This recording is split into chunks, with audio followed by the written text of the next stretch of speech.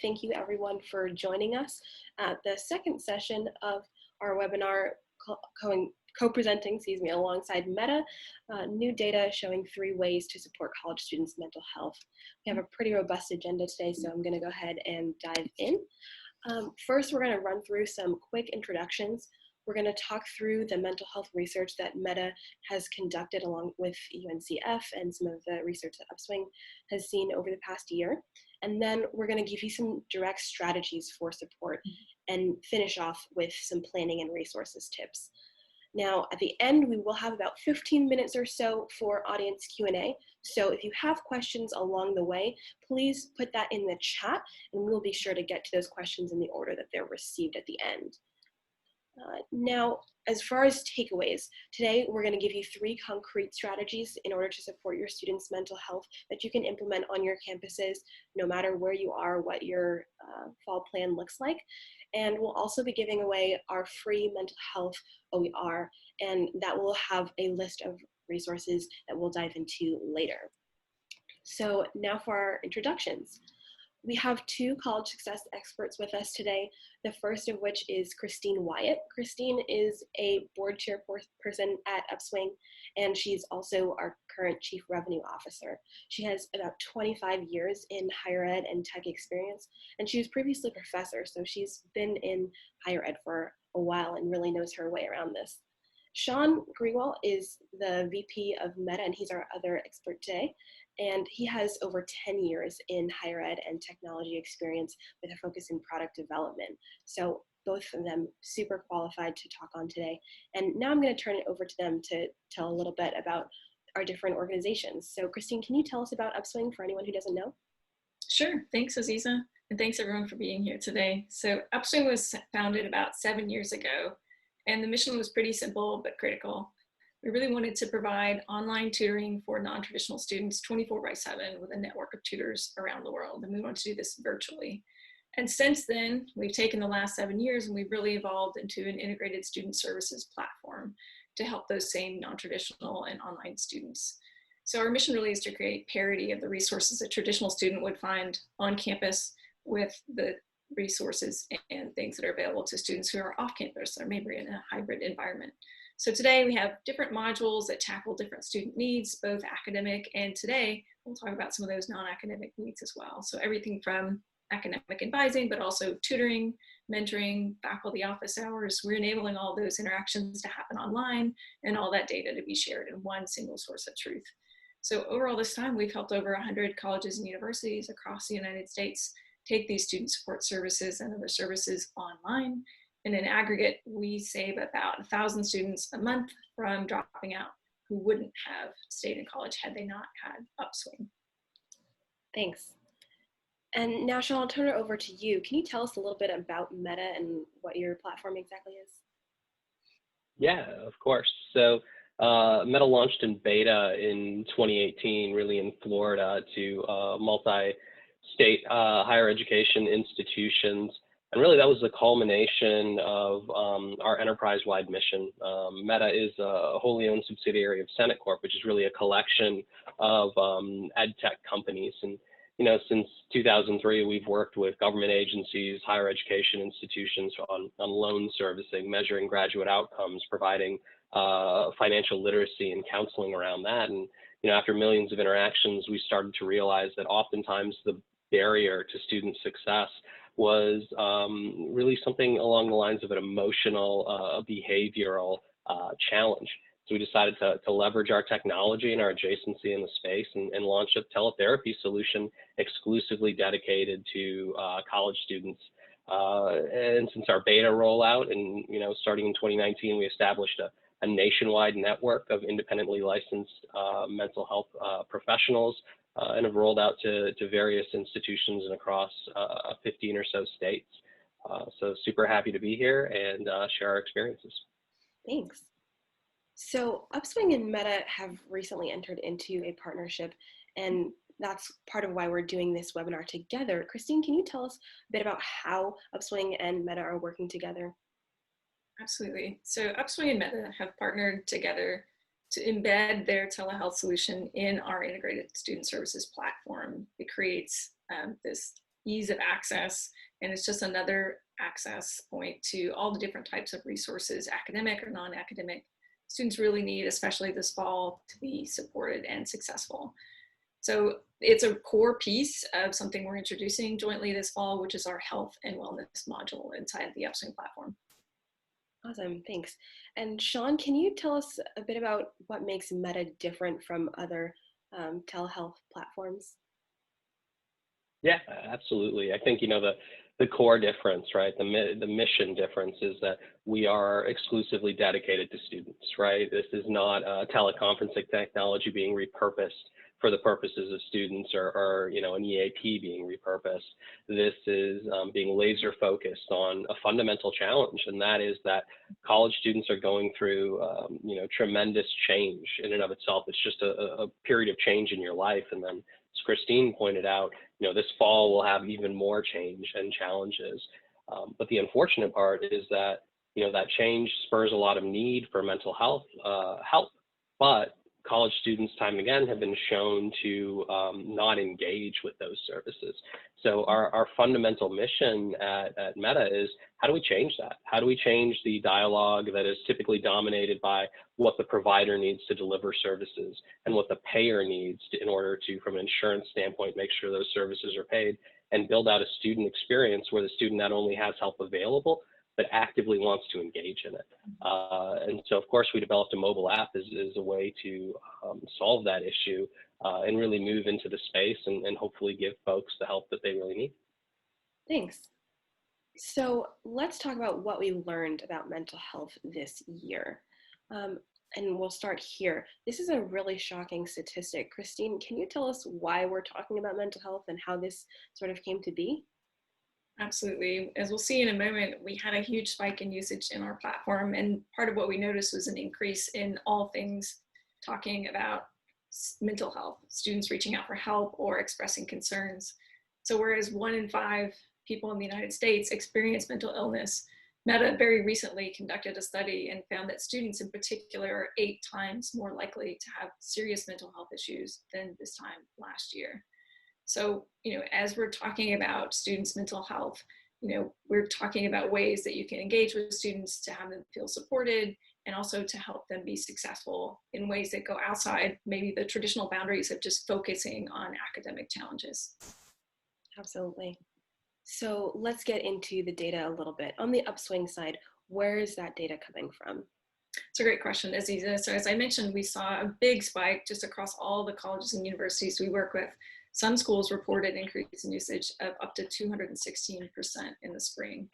So in the spring, we saw this huge increase and we saw all of these different interactions happening. So this data from our side comes from over 603,000 interactions. It's 266 text messages back and forth with our virtual assistant we call Anna.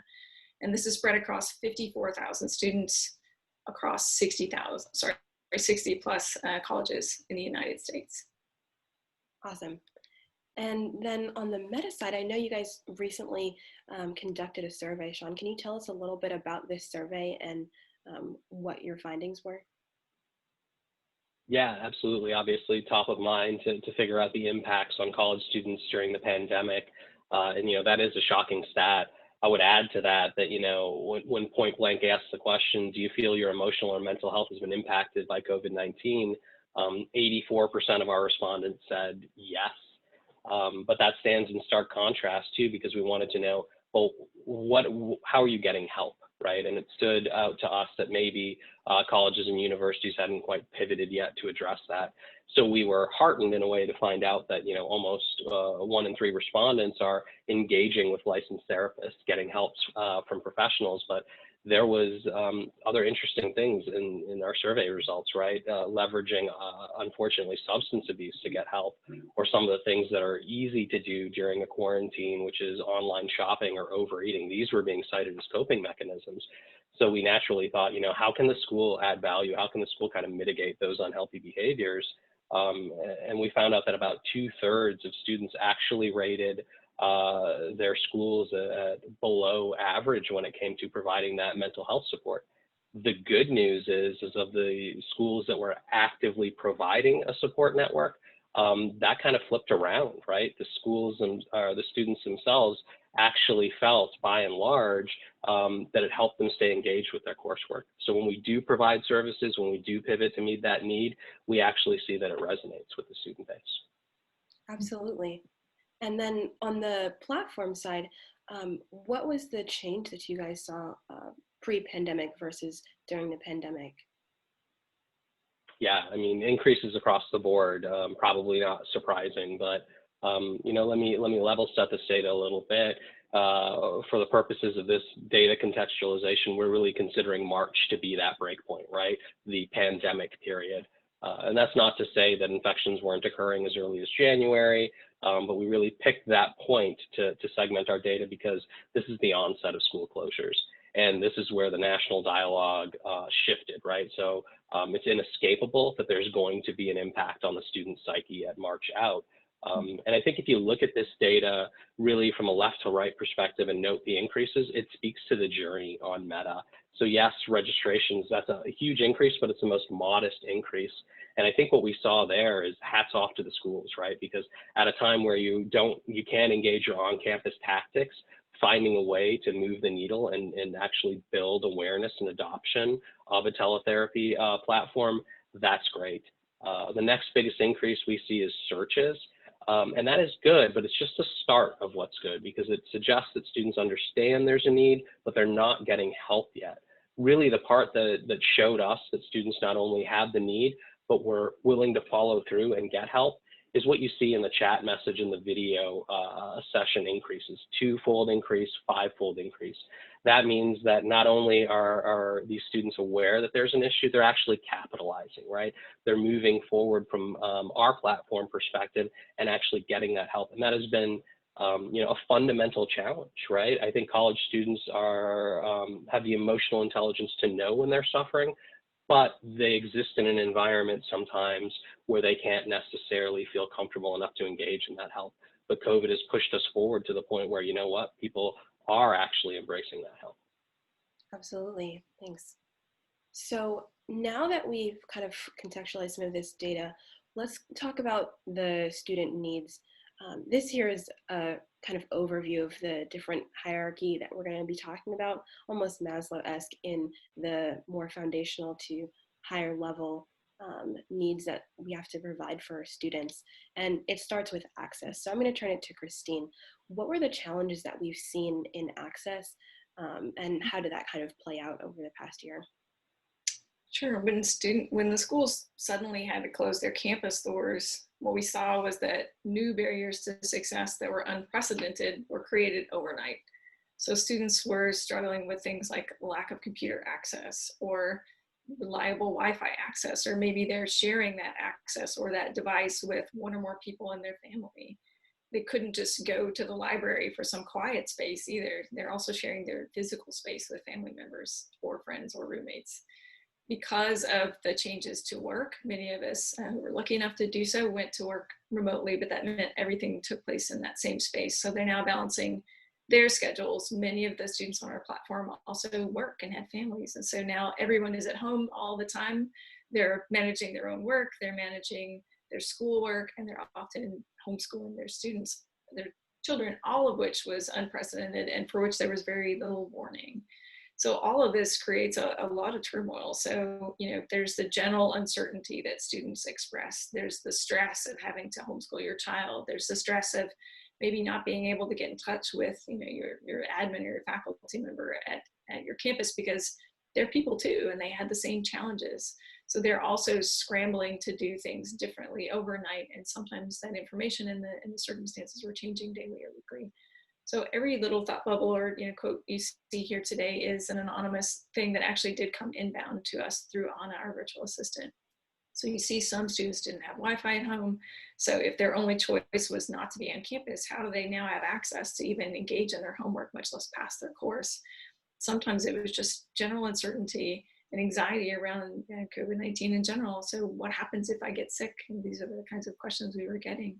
Some students were just feeling unmotivated. So there's no tutor on their campus and they couldn't make the trip to meet with somewhere else because of work. So things that were possible before during a normal time just were simply different or impossible now. So we saw all kinds of challenges crop up for which there was no immediate solution in some ways. Absolutely. So then when we get students to the place where they are willing to go into counseling, Shann, can you talk a little bit about the relationship with students and their counselors, and how that need sort of came out? Yeah, absolutely. I think, up on the screen, we have Virginia's comments, and it points to the reality, that stigma is a real barrier to accessing mental health resources. And when you're looking at a college student population, by and large, you're dealing with first-time counseling recipients, right? This is a new experience, which in and of itself creates inertia, right? Doing something new is difficult. You don't know what you're getting into. But then when you look at the resources that are available, they're not always representative of who the student is, right? We have finite resources on campus. And so what we've really learned at META is that it's about approachability. It's about rapport building. And in that sense, the network of providers, whether that is virtualizing on-campus resources or adding independent providers to that network, they really have to be representative in order for college students to engage. To get the help that they know they need, they have to feel comfortable. And that can manifest in a lot of different ways. For us, it is certainly building out diversity in the network from a demographic standpoint, but also things in terms of, what type of insurance are accepted, right? Medicaid has to be out there too, because there are huge pockets of students that are uninsured. And so for us, that approachability, that ease of access, that is ultimately critical to not only getting a college student to engage in the first place, but then continue on that spectrum of care, because there is a huge fallout problem when the student feels that, this provider can't relate to me.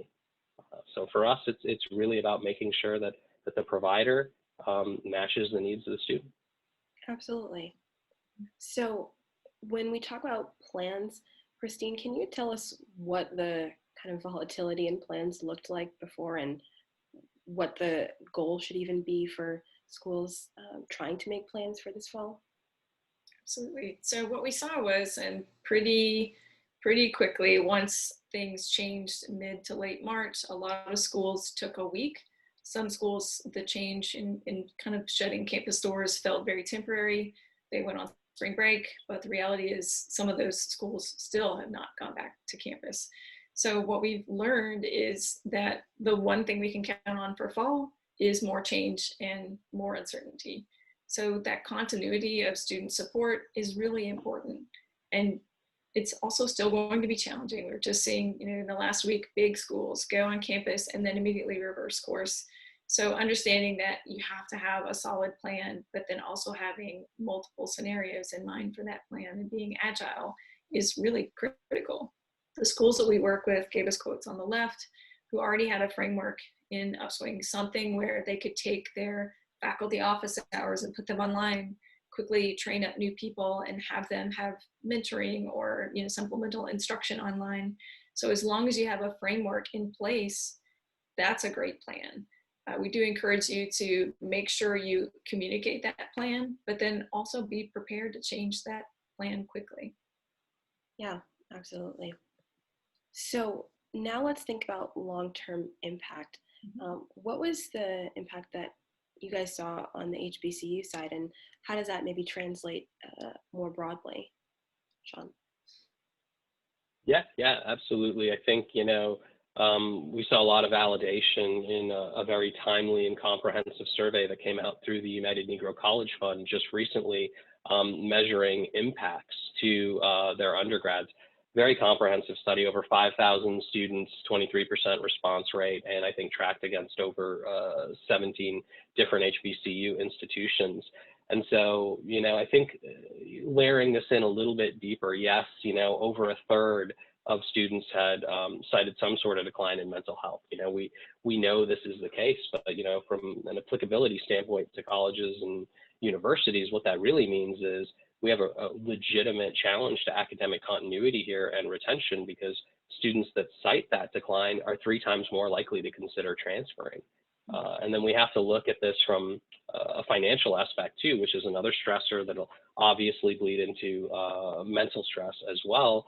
And it's probably not shocking again that because of COVID, we're dealing with one of the worst economic crises in recent history. But those students, those half of those students that are citing that their economic stability has been challenged, 67% of them are considering transferring because of that. And I think that we can really draw a hard line based on the statistical data to say, hey, look, this is a fundamental challenge. It's not something that is going to come and go with the pandemic. There's long-term impacts to the students as far as their ability to continue getting an education. One of the things that you can interpret from the data that's very heartening, I think, is the fact that students want to come back on campuses. To piggyback a little bit on what Christine had said about the variety of reopening plans, we have seen in the HBCU survey data that by and large, students want some sort of hybrid or on-campus activity. And I think in that case, we really need to look at solutions like teletherapy, these distance defeating tools, as a way to not only help students that might be out of state or might be away from campus, but also to prop up our social distancing and our safety campaigns on campus as well. Absolutely, thank you. So Christine, then can you draw the link for us between student wellness and retention? Sure. What we found is when students communicate with us, largely through Anna, they're very candid. So you may or may not be amazed at what students will share with a chatbot that they may not tell another human being, or they may not go to the trouble to go on campus when you can, or make a phone call or drop an email to their advisor or someone else. So in a study we did with the Gates Foundation, we found that 71% of the reason students drop out is actually, and this is pre-COVID, not academically related at all. So you can only imagine that 71% is now growing. So if 29% of the reason they drop out is academic, that 71% is now becoming different, and it's only going to climb. So the real world examples we saw were things like a student gets a car repair bill. Their car is no longer functioning. The bill may be $200, but it may be the choice of pay that bill, which allows them to continue to work or continue to get their child to school or daycare, or make that next payment on their tuition installment. So it's those kinds of choices. It may seem like a small thing, but it can be the difference between a student staying in school and dropping out. So we know that 95% of community college students, for example, will stop out at some point. If they stop out more than twice, it's highly unlikely that they'll come back.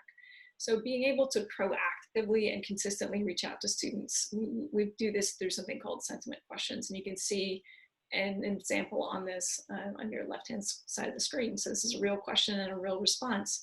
So we ask these open-ended questions, trying to gently survey or poll how students are doing, and we don't give them specific yes/no answers that are binary. We want to open up the field to see what they'll share with us. So sometimes they tell us about focus. Sometimes we do discover that they've had a car accident, or that a family member is sick, or they've just lost their job and their health insurance, and they're really struggling just to stay engaged.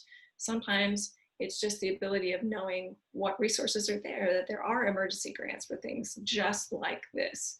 Some students, particularly first generation students, just aren't aware what is available or who they should ask and when. So being in front of your students, offering encouragement, offering these open-ended questions, seeing where they need help, and then immediately helping them just get to that next step really does help them just conceptualize that they have options and they have resources. So the student wellness, we see the direct correlation to the ability to focus, the ability to complete homework, the ability to have a positive attitude and to see your way through those challenges. And sometimes it's a myriad of things. It's not just one. We've seen some students have 3 and 4 things happen to them all in the same week, any one of which would have been enough to be a real challenge to their success. So, this is all while now in the environment we're in today, they're balancing their own schedule with, having their kids at home, or maybe sharing their space with a partner or spouse who's also working. And we know that declining mental health impacts student engagement. And when students aren't engaged, they don't always reach out proactively. So we know, and we found that it's very important to be in front of students with different positive messages, open-ended questions that really kind of see how they're doing, and give them the opportunity in the window just to say, I feel great, or I need help, or I need help specifically with this thing. And then we can help them immediately. But it's that immediacy, it's meeting them where they live. It's not relying on just email alone. It's that ability to kind of scale that effort if you have a small team or your team is in fact overwhelmed. Those were the ways we were able to help the institutions uncover the students that were struggling, but who may have just disappeared if we hadn't uncovered that problem at that time and given them the next step to the solution. Absolutely, thanks. So now that we've talked through these challenges, let's pivot to what we can actually do for the fall and beyond. So I want to start here with communication. Christine, can you talk through some of the specific strategies that we found to communicate with students and how that's helped? Absolutely. So number one concrete thing we can do for students is give them an outlet to communicate, but give them more than one.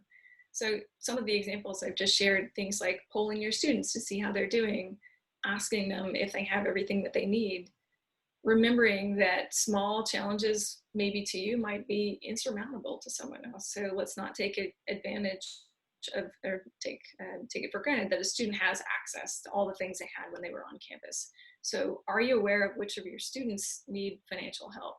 Are you aware which one of them might need a device?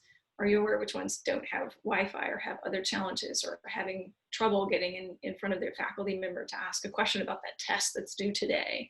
You know, so just reach out, discover those vulnerabilities with surveys, and then you can take action. One of the most interesting things we observed across those 266,000 plus messages with students in the spring into summer was the number one most engaged type of message were simply messages of encouragement. So you can see an example of this at the bottom. So just letting students know someone cares about their success, that we're invested in their success, and that we want to hear about their success was huge.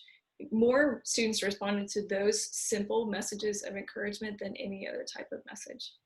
So finally, we want to give students encouragement. We want to uncover those students' issues where they may just not know where to go for help or may not be comfortable asking for help, and then give them a semi-anonymous place to have that kind of communication. So make them feel safe, give them multiple ways to respond.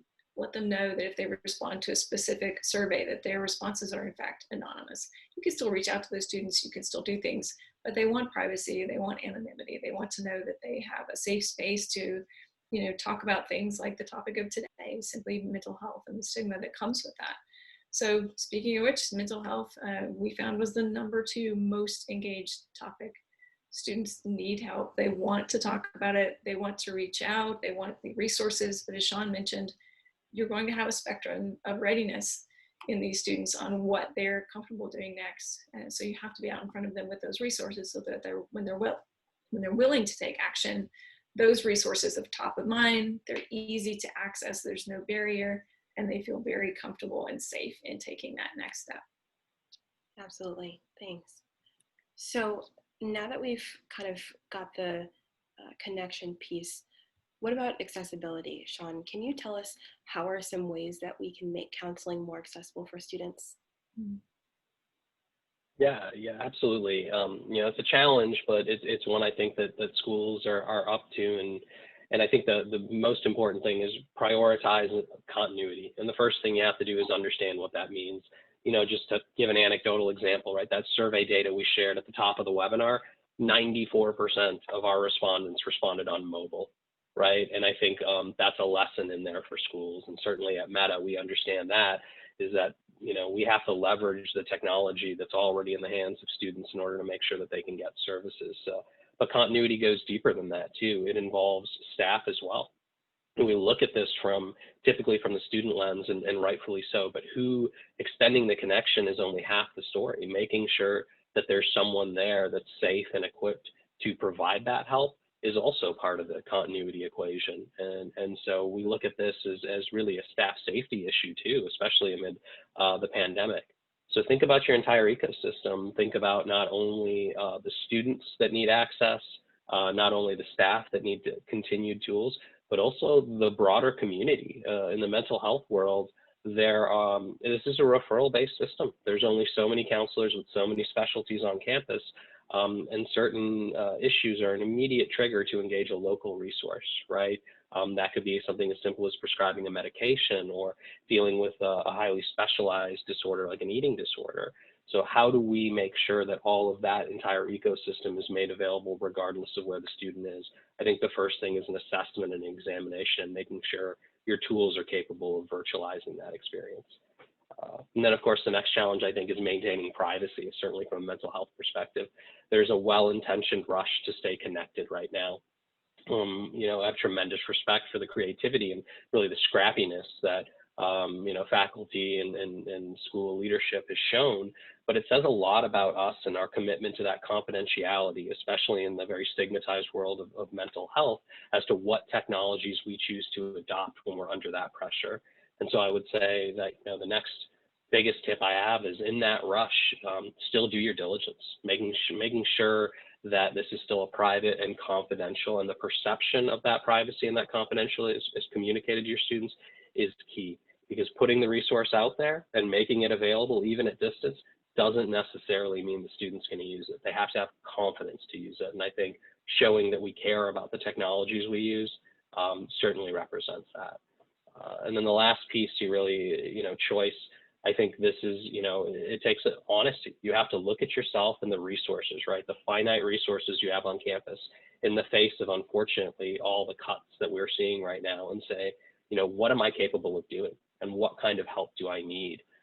But if you can go through that honest examination and take a look at some of those third-party resources you need, you come out as a winner, not only yourself, but also for your students, because you provide more choice for them, right? The ability to look behind those cold, hard logistics of who's close to me and who accepts my insurance, and now start thinking about who's the best fit, who can I relate to, right? Who has the skills, and who can I build a rapport to? So if you can really take a look at all three of those principles, really, I think that you'll achieve the accessibility that we all need. Absolutely. So let's dive now into the stigma piece of it, because that's such a big thing here. What can schools do to help break the stigma? I think from a school perspective, the quote on the screen, I absolutely believe that, right? You do need to scream this from the rooftops. It should be the mission of every school to communicate with the tenacity and the volume that you do any other public health crisis, right? I think that's where it starts with. Our silence when it comes to mental health issues, unfortunately, will be interpreted as adding to the stigma. So it is incumbent upon the school to make sure that this is normalized, right? That this is looked at an issue that needs to be addressed, and there's nothing wrong with addressing it. The kind of subcomponent to that, though, is do not just leave it to your counseling staff, right? They cannot do it alone. The first line of communication on campus is oftentimes a peer. It is oftentimes a professor, right? These are where students are going to go to. The actual walk to the counseling center, the appointment setup, that's secondary. That's not the first moment of admission that you need help. And so that broader awareness campaign really needs to move out throughout the entire ecosystem. But then this is a two-front battle, really. It's not just about that awareness. You have to realize, and the data shows us this today, that there are students that are in need of help right now, right? And awareness campaigns, they're a long-term strategy. That will take societal change. That will take cultural change. What do you do right now? And I think what you do is provide safe spaces, because there will always be a subset of the student population that will feel that stigma. That may be a product of what their issue is, a very private and traumatic one. That may be a product of the fact that they come from a certain background where no amount of external awareness can overcome their internal feelings. So if you can learn the balance between that public awareness campaign, but still respect the need for confidentiality, I think that you're on the right path to providing the help that students need. Thanks, absolutely. So now let's talk through next steps of how to move forward, right? Christine, can you tell us more about the framework in which schools should be thinking to have that plan A, plan B, plan C? Absolutely. So we're still learning, Aziza. So every day in the news, there are news stories and new techniques and things that people are keeping top of mind. And so many of these things are common sense, but they're also fundamental. So we've been talking to our different partners across all the different colleges and universities with which we work, and just observing some of these common sense plans are a great idea, but also it's in keeping with this idea of having multiple plans and being agile enough to switch in a moment's notice if that's what you in fact need to do. So for in-person instruction in campus, just ensure you do have socially distant options. So this can be something simple. If you are opening an in-person tutoring or learning center or health facility, make sure you have simple markings on the floor, have sanitizer available, have masks available, give that to your students when they arrive on campus, and maintain accessibility of digital documentation as well. It's all about being prepared for what happens next. So if you suddenly have to shut your doors again, make sure everything that's available on campus, there is a mirror image of that available digitally for students. So many institutions are reducing class sizes. They're looking at more of a hybrid or blended approach for those. It's again, still in the same vein of providing that parity of quality and breadth of services. So think about everything that a student could get in normal times on campus, and then ask yourself if you have a plan to deliver that same resource or service if you suddenly are off campus. So I also encourage you to think about the long-term plan. As you make your plans, think about how you're going to track student interactions, incoming requests for resources and support. See if you can keep all of that data in one place. It's going to help you plan for the future. We don't know what spring will look like yet, but it's incredibly important to make good data-driven decisions where possible. It may be a little bit of an afterthought, but if you can just incorporate that now, you'll have all the data you need to make informed decisions later. This can be anything from what are the most trafficked times in your health center or your learning center? What are the top subjects that students come on campus to get help with? Are you able to still offer that help if it has to be remote? So being able to have all that data in one place will really help you make long-term data-driven decisions. And finally, if you're planning on going fully online, or if you think that might be something you need to do, over-communicate what that plan is. Make sure all that online availability of resources is there. So again, do that checklist, everything students would have in a normal situation or if they're on campus. How many of those things would be missing if tomorrow you had to go fully online? And I can't emphasize this one enough, because for everyone, there are only a few things we can do to reduce the nervousness and the anxiety that comes with all of this change and uncertainty. But one of those things is having a plan, having a backup to the plan, being willing to be agile and not be attached to a certain outcome because we just don't know. But train everyone in advance on those backup tools. So if you can make sure faculty and staff and the students that will be involved already know how to use those tools, how to locate them, how to log in, it's going to be a much more seamless transition if you do have to maybe backtrack and go fully online in fall. Absolutely. So now let's talk through this resource, because I know a lot of people are going to want to take this home. Christine, can you tell us what information is going to be available for this document that Upswing and META have created together?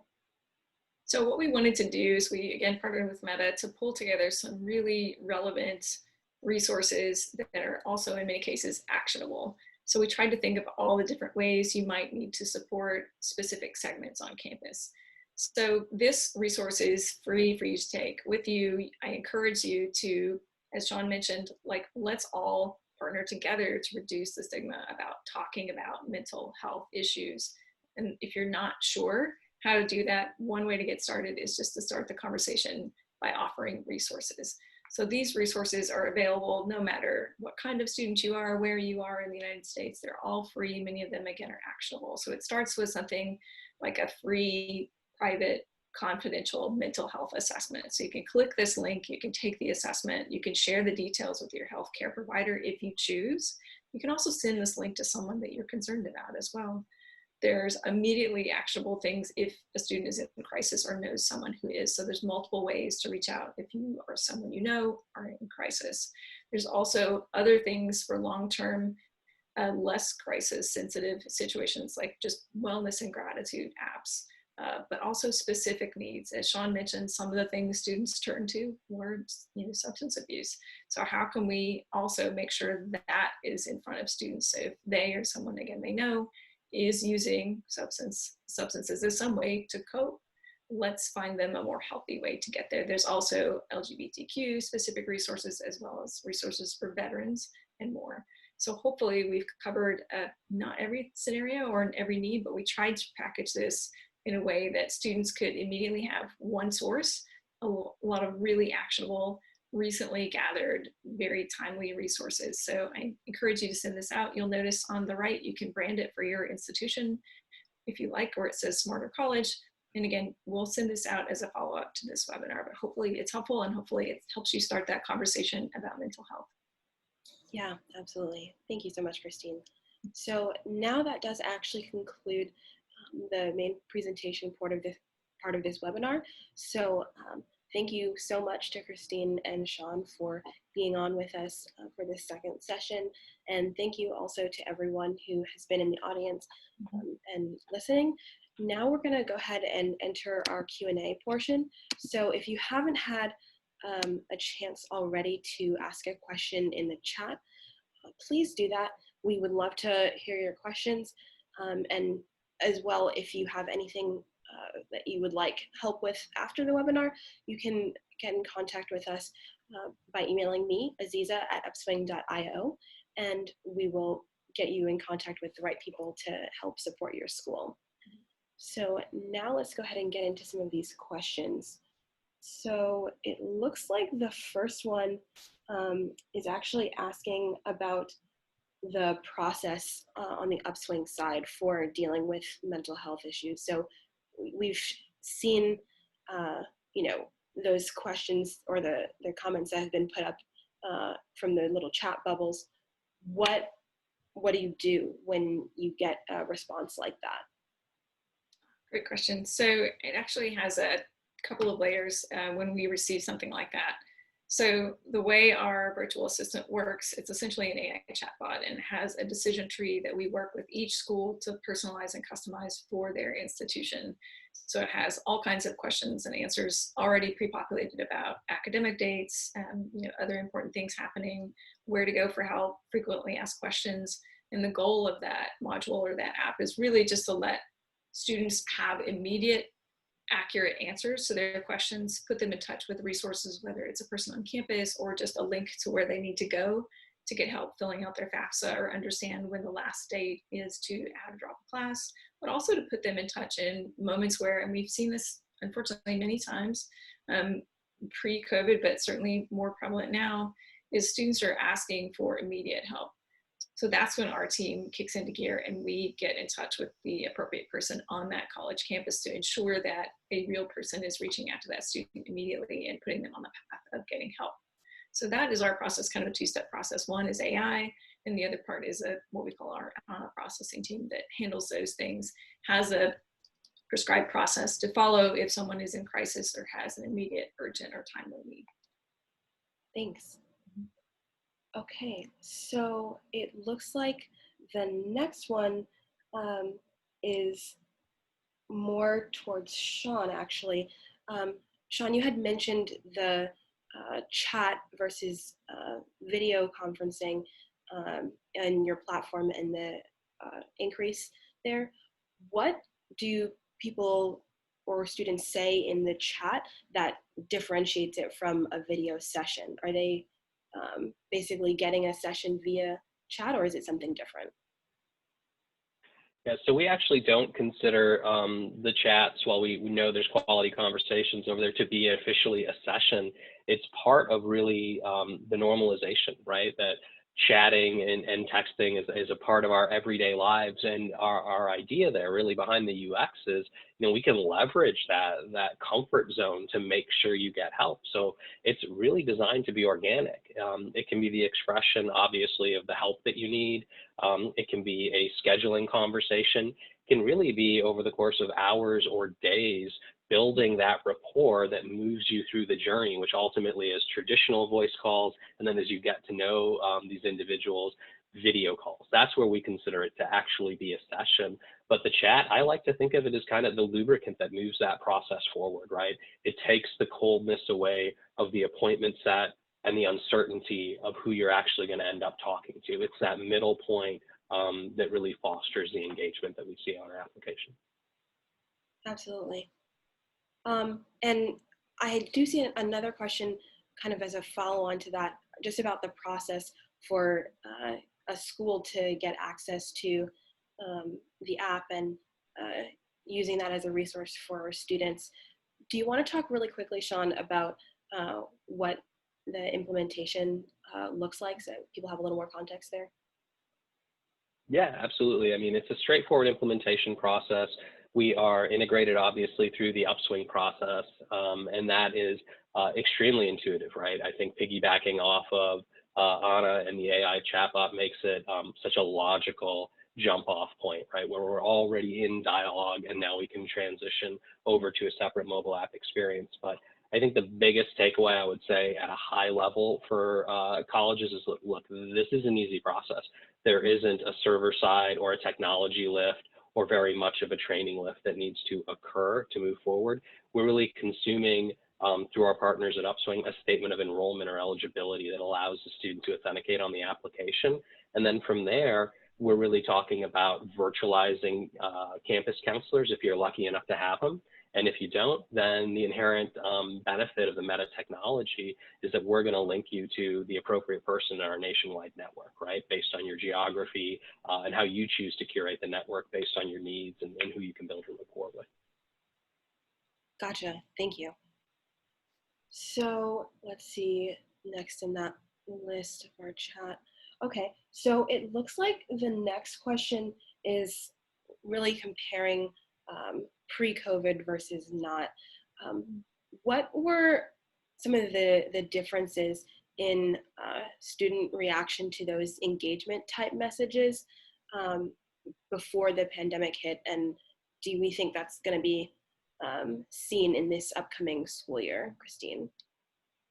That's a great question. I'd say first, the prevalence of students reaching out with a sense of hopelessness or anxiety or just general, just a feeling of being lost, that was much higher. And we could track that, and correlate it very closely to when the schools closed and everything changed. So what we started to realize that it's becoming more and more important to have other resources. We were founded based on this idea of, very initially, let's solve one problem. Non-traditional students or online students don't come on campus. They don't have the same access to resources. It was very academically focused, but over the years, we've come to realize not only was that always an issue, but that issue of everything, the 71% of reasons why students don't persist, has gotten greater on its own. And then now with students having so many other things to consider, with the unemployment rate at being at an all-time high, with family members or other people being sick, it's a really hard time to focus on school. So what we noticed was there was an uptick in more kind of, I guess, just esoteric things. I'm interested in this, or I'm worried about this, or this, but there wasn't necessarily like a downturn in academically focused things. It just, on top of that, students expressed other concerns. They wanted an outlet to do that, but they also were looking for answers. And sometimes we were just able to simply bridge the gap between the institution and the students who critically needed help or just were not finding the help they needed online, and the student. And that made all the difference. And again, if you can catch a student quickly with the right information at the right time and give them that next step and then the next one, then they're on their way. And they almost always would circle back and say, it worked out really well. We had the one student that had a car wreck, lost her job, and then in a third event, all within a week, thought she was just going to drop out entirely. We were able to connect her with the right people on campus. And not only did she persist, she had 2 100s on her final and a 98. So, it's all about just in time, meet them where they live, critical resources, whatever those might be. And we're kind of today discussing how you expand what that might be, how you help those students in a way that maybe your institution doesn't have enough of that particular resource, or that resource is just experiencing a classic supply and demand problem. There's more demand than you were prepared to meet. Yeah, that definitely makes sense. Thanks. Okay, so it looks like the next question is back over to Shann. Someone is wondering, what are the different measures by which students can connect to their counselors? You had mentioned, you want to have a network of diverse professionals. but what are the things by which students end up actually finding those counselors? Yeah, absolutely. So, I mean, let's talk modalities first, right? We obviously, by the time you have filtered and curated the network, you can chat, you can voice call, and you can video chat. But how do you get there, and how do you actually select a provider? Well, we want to make it easy, right? So we essentially have kind of taken an aggregate and looked at, what are the most common reasons a student typically engages a counselor: anxiety, depression, questioning issues of gender, sexuality, substance abuse. And so we put those at the top of the funnel, right? So you can jump in and immediately find a specialist in those domains. But if you don't want to do any of that, right, because you don't want to learn something new, even if it's intuitive, we're going to take the bare bones and say, hey, where are you? And how can we find a licensed professional right now, right? And that's kind of the crux and the ease of it. For folks that want to go a little bit deeper into the experience, ethnicity, language, whether you're in the insurance network or not, even therapy styles themselves, because while we have to cater to primarily a first-time counseling user, there are folks that already know what works for them and what doesn't work for them. And so I think part of what we do so well is really cataloging and looking at all of the specialties, all of the techniques, right down to even the office hours and the insurance is accepted, and allowing the student to filter through all of that to find the right provider at the right time. And then as Christine mentioned, it's about staying top of mind too, not just the pure filtration of it, but we have integrated and learned our lessons too, and have evolved from being a teletherapy platform to also now a platform that integrates wellness content, right? Because we understand the value of staying top of mind and leveraging what's happening out there in the world. It's chaotic, but in those instances are opportunities to learn and adapt. So we put out content on dealing with issues of isolation, grief and loss, all of those types of things that are surfacing right now. Those resonate with students, start to make them realize that, others are dealing with this. This is a common issue. And I think that comes before even the filtration and the curation of the network, getting students to that point. Absolutely. Thank you so much, Shann. Okay, so this next one can be taken by either of you guys. Someone else is curious if we have any examples of schools pivoting and how we end up responding on the company or the organization side when you have to make those pivots. Sure, I can start, and then Shann, if you have things to add, I welcome it. So what we did as a company fairly early on was to say, there's a module in our platform that allows you to take your staff, your peer tutors, your faculty office hours online, and we extended that free to anyone who was a partner who was willing to take us up on it through July 31st, just to get them through the spring semester well into summer until they could have a more permanent solution, whether that be us or a different partner. So we did a lot of training. We tried to really initiate people to best practices on how to use that platform. But essentially what we wanted to do is identify the gaps, see if we had a solution that was a great fit, and then extend that to folks. And a lot of them stayed on with it because there's still, again, so much uncertainty. Plans are made and then maybe unmade as things change on campus. So that was one way that we tackled it, is just to say, okay, what do we already have? The second thing we did was immediately alter our product roadmap.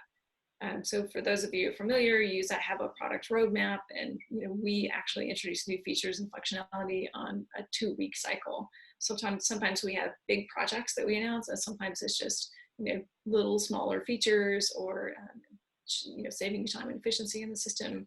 But we immediately focused on things like scalability and also ease of use. So for example, a lot of schools immediately had to do office hours online, and they used our virtual learning center to do so. But we hadn't really conceptualized the platform being used in that way. That wasn't the main focus. So we added a lot of features to make that more user-friendly, or to make group studying or group tutoring or even supplemental instruction, where you have multiple individuals in one virtual space who are able to seamlessly interact, share their screen, write on a smart board, chat, but also have audio and video for that nonverbal communication and connection. So we've fast-tracked some of those things, and the partnership with META is certainly something that was in the works well before everything changed. but we're very happy to be able to kind of solidify that right as schools are starting to make decisions on how they'll handle supporting their students in the fall. Thanks. Shann, anything to add there, or shall I give us another question? No, I think I can add a little bit there. I think it's a similar story, right? It's about adaptation, extreme circumstances, and how can we move forward. And there's been, evolution in our product roadmap too. When you really look at, the core delivery of the service, we started out by supplementing on-campus counseling operations, or maybe the absence of them, with a nationwide network. And that was really to address students that were out of state or had that challenge of distance.